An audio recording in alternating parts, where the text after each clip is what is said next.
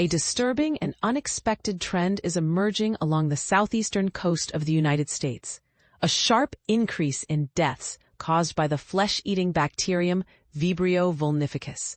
This sudden rise has puzzled experts, especially with at least 5 fatalities reported in Florida, 4 in Louisiana, and 1 in North Carolina's Outer Banks so far this year. But here's where it gets controversial. No one is exactly sure why these numbers are spiking now, and that uncertainty is fueling concern. Vibrio vulnificus thrives in warm seawater environments and can cause necrotizing fasciitis, a severe infection that destroys skin, muscles, and other tissues extremely quickly. According to health officials, Florida has seen 16 cases this year alone, while Louisiana has reported 17. North Carolina and Mississippi have reported 7 and 3 cases respectively. This bacterium can enter the body through open cuts or wounds that come into contact with salty or brackish seawater. It can also infect people who consume raw or undercooked seafood, especially oysters.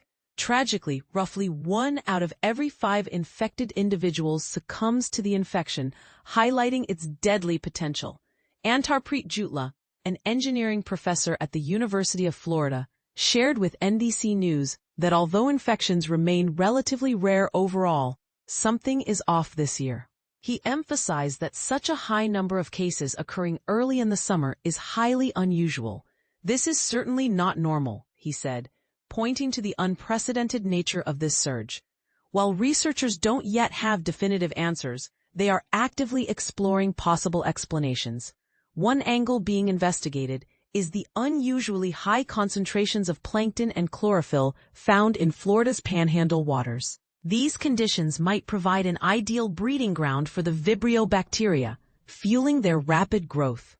It's worth noting that many Vibrio species tend to cause only mild stomach upset, but Vibrio vulnificus stands out due to its swift progression and aggressive symptoms. Jutla also highlighted an intriguing pattern.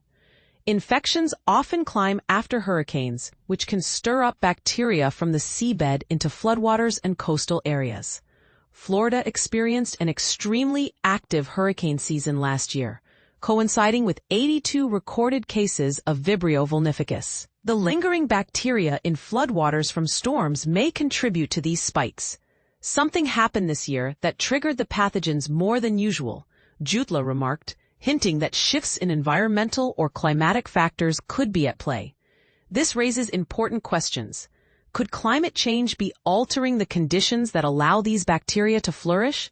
Are public health measures keeping pace with these evolving risks? Those most vulnerable to severe infections include people with liver disease, weakened immune systems, or who are over 65 years old. Symptoms such as redness, swelling, painful blisters, and fever usually appear within hours of exposure. If not treated promptly, the infection can escalate to life-threatening sepsis. Experts strongly advise anyone with open wounds to avoid exposure to ocean water, especially in high-risk areas. If symptoms resembling infection arise, seeking immediate medical care is critical. Early intervention with antibiotics can dramatically reduce the chance of serious complications or death. This unsettling trend is not confined to one spot, but has been observed across a broad stretch of Florida's coastline. Cases have been reported in diverse locations, including Bay County in the Panhandle, Hillsborough County near Tampa, Broward County in the southeast, and St. Johns County near Jacksonville, emphasizing just how widespread the issue has become. Given these developments, what can coastal communities do to better protect themselves? Should there be increased public warnings during warmer months or after hurricanes?